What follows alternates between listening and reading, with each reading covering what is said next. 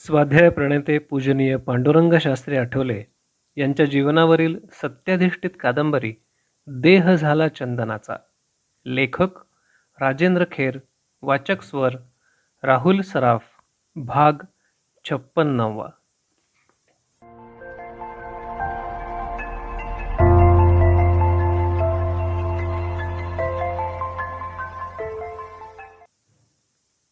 प्रभाकर पंतांचा विवाह यथोचित पार पडला आणि तात्यांनी सोपवलेल्या जबाबदारीतून पांडुरंग शास्त्री मुक्त झाले.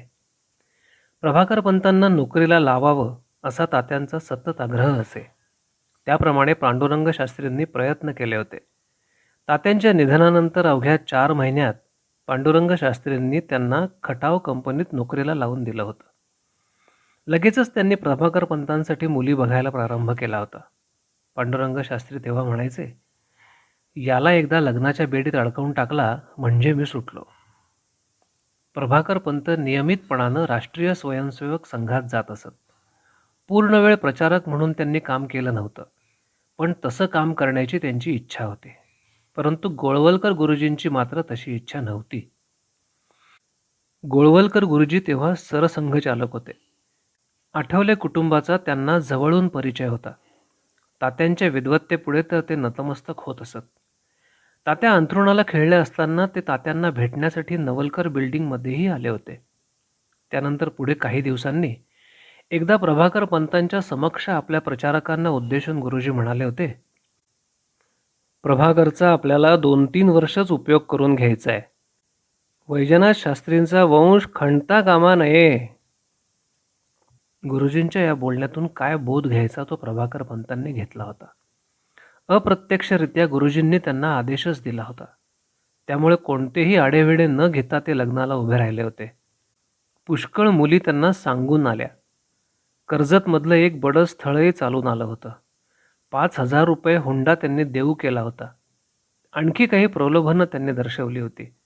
तेव्हा पांडुरंग शास्त्री प्रभाकर पंतांना म्हणाले होते, तुला पैशाशी लग्न करायचं आहे का मुलीशी? आपल्या वाडवडिलांनी जी परंपरा पाळली तीच आपल्याला पुढे सांभाळली पाहिजे. अण्णांनी आणि तात्यांनी आजपर्यंत घरातल्या मुलांसाठी तुलनात्मकदृष्ट्या गरिबांच्याच मुली केल्या होत्या. कोणत्याही स्वरूपात हुंडा न घेणं हे तर त्यांचं कडक व्रत होतं. एक वेळ मुलगी बेताची असली तरी चालेल, परंतु हुंडा हा मिळालाच पाहिजे अशी ज्या काळात सर्रास प्रथा होती, त्या काळात आठवले कुटुंबानं कधीही हुंडा घेतला नव्हता. आपल्या या व्रतापासून आठवले कुटुंब कधी ढळलं नव्हतं.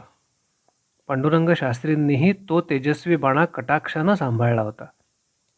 प्रभाकर पंतांच्या सासूरवाडीकडून कोणत्याही स्वरूपात हुंडा घेतला नव्हता. माधवबागेतल्या भगवद्गीता पाठशाळेसमोरच्या हॉलमध्ये विवाह समारंभ संपन्न झाला. नवविवाहित दाम्पत्य नवलकर बिल्डिंगमध्येच राहायला आलं.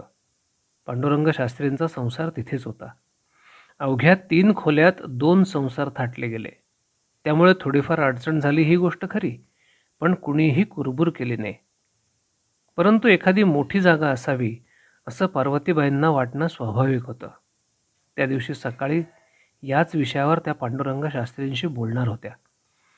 पांडुरंग शास्त्री समोर आल्यानंतर त्या म्हणाल्या, अरे, मला काही बोलायचं होतं. बोल ना. ही जागा. त्यांचं बोलणं अर्धवट राहिलं, कारण त्या मायलेकांचं बोलणं चाललं असतानाच पोस्टमन दाराशी आला. पांडुरंग शास्त्री झटकन दारापाशी गेले. पोस्टमननं त्यांच्या हातात एक लांबरुंद पाकिट दिलं. कुणाचं आहे रे? रोह्याहून आलंय की काय? आई, हे पत्र परदेशातून आलंय. परदेशातून? हो, जपानहून आलंय. कुणाला? मला. आत काम करताना निर्मलाताईंनी त्यांचं बोलणं ऐकलं. हातातलं काम बाजूला सारून त्या स्वयंपाकघरातून लगबगीनं बाहेर आल्या. त्यांनी विचारलं, कुठून? जपानहून आलंय पत्र? हो. पांडुरंग शास्त्रींनी पत्र उघडलं. त्यांची दृष्टी पत्रातल्या ओळींवरून झरझर फिरू लागली. त्या दोघीजणी पत्रातली वार्ता ऐकायला अधीर होऊन गेल्या होत्या. त्यांची उत्सुकता फारशी न ताणता पांडुरंग शास्त्री त्यांच्याकडे बघून म्हणाले, जपानमध्ये 2य विश्व तत्वज्ञान परिषद आहे. त्यासाठी भारताचा प्रतिनिधी म्हणून मला बोलवलंय. पांडुरंग शास्त्रींचं हे बोलणं ऐकून त्या दोघींनाही आश्चर्य वाटलं. पार्वतीबाईंनी विचारलं, तुला कसं काय निमंत्रण आलं त्यांचं? याला कारण डॉक्टर डीन. काही दिवसांपूर्वी डॉक्टर डीन यांच्याशी झालेल्या भेटीसंबंधी त्यांनी त्या दोघींना सविस्तर सांगितलं. आपल्या मुलाला परदेशी मोठ्या मानानं बोलवणं आलंय हे ऐकून पार्वतीबाई सुखावून गेल्या. आपल्या गुणी मुलाविषयी त्यांचं मन ओतप्रोत भरून आलं. निर्मलाताई सुद्धा आनंदून गेल्या. आपल्या ज्ञाननिष्ठ आणि तपोनिष्ठ पतीविषयी त्या एकदम अभिमानानं फुलून गेल्या. ती गोष्ट होतीच तशी अभिमानास्पद. कारण जागतिक तत्वज्ञान परिषदेसाठी त्यापूर्वी कुणाही भारतीय तत्ववेत्याला परदेशात बोलवण्यात आलेलं नव्हतं. कारण भारताजवळ मुळीच तत्वज्ञान नाही. उलट कपोलकल्पित पुराणं आणि अतिरंजित कथा भारताजवळ आहेत असाच पाश्चात्य लोकांचा तोपर्यंत समज होता. अमेरिकेचे तत्वज्ञ डॉक्टर कॉम्प्टन हे भारतीय माणसाला बोलवण्याच्या अगदी विरुद्ध होते. भारतीय लोक इगोची म्हणजे अहमची चर्चा करीत नाहीत असं त्यांना वाटायचं. म्हणून याही वेळी कुणाही भारतीयाला त्या परिषदेसाठी बोलवण्यात आलेलं नव्हतं. परंतु डॉक्टर डीन यांनी परिषदेचं आयोजन करणारे एक अधिकारी डॉक्टर नकानो यांना काही दिवसांपूर्वी एक पत्र पाठवलं होतं. त्या पत्रातून त्यांनी पांडुरंग शास्त्रींविषयी आणि त्यांनी मांडलेल्या तत्वज्ञानाविषयी त्यांना सविस्तर कळवलं होतं. भारतीयांचं तत्वज्ञान अतिप्राचीन असून या परिषदेसाठी पांडुरंग शास्त्रींना हिंदुस्थानातून बोलावणं अतिशय उचित ठरेल असंही त्यांनी डॉक्टर नकानो यांना सुचवलं होतं. पडद्यामागच्या या गोष्टीत तेव्हा तरी पांडुरंग शास्त्रींना समजणं शक्य नव्हतं. डॉक्टर नकानो यांनी त्यांना डॉक्टर डीन यांच्या पत्राचा फक्त संदर्भ देऊन जपानमधील या परिषदेचं निमंत्रण दिलं होतं. पांडुरंग शास्त्रींना केवढा सन्मान मिळणार होता. या संभाव्य सन्मानाच्या स्वप्नानं देखील एखादा माणूस फुशारून गेला असता. जपानचं ते निमंत्रण त्यानं 4 लोकांसमोर दिमाखानं नाचवलं असतं. कारण त्या काळात परदेशात जाणं ही गोष्ट सोपी खासच नव्हती आणि त्यातही सन्मानानं बोलवणं जाणं हा तर अतिशय दुर्मिळ योग होता. त्यामुळे उत्साहाचं वारं निमंत्रिताच्या अंगी संचारणं स्वाभाविक होतं. परंतु पांडुरंग शास्त्री शांत होते. त्यांचं मन मुळीच विचलित झालेलं नव्हतं. पार्वतीबाईंची मात्र तेव्हापासूनच धावपळ सुरू झाली. त्यांनी विचारलं, पांडुरंगा, जपानला जायचं म्हणजे विमानानंच जावं लागतं ना? हो, का बरं? मला वाटलं बोटीनं जायचं. त्यांना कळव की मी बोटीनं येतो म्हणून.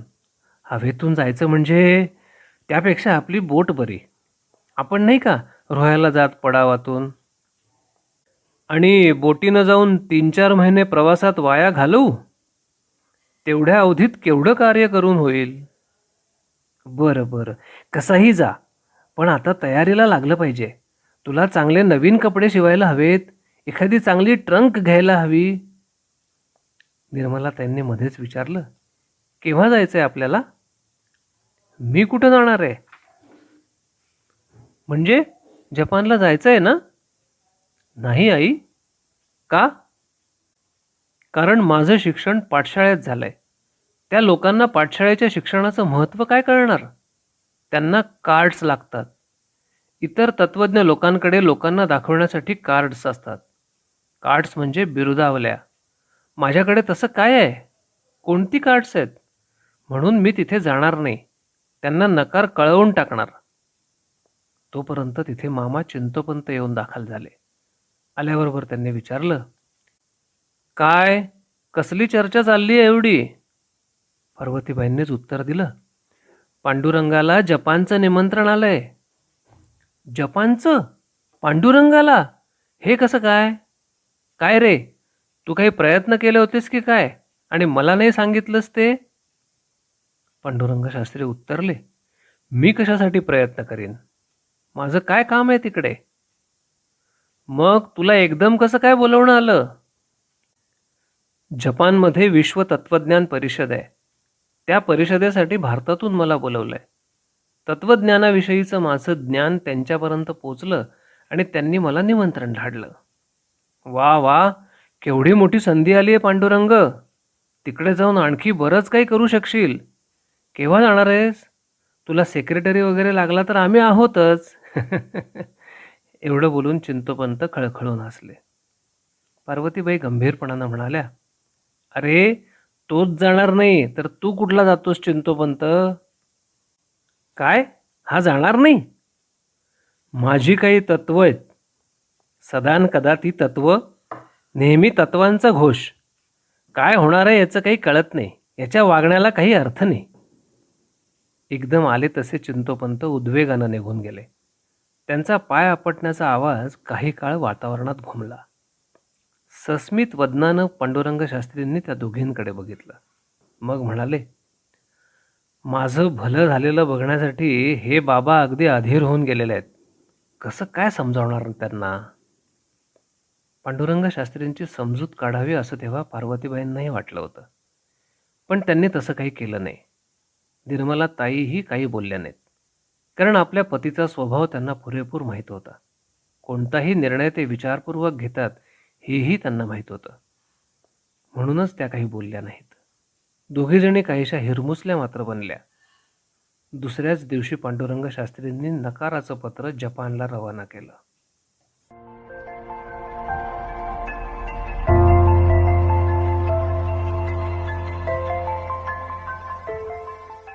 देह झाला चंदनाचा. लेखक राजेंद्र खेर. वाचक स्वर राहुल सराफ.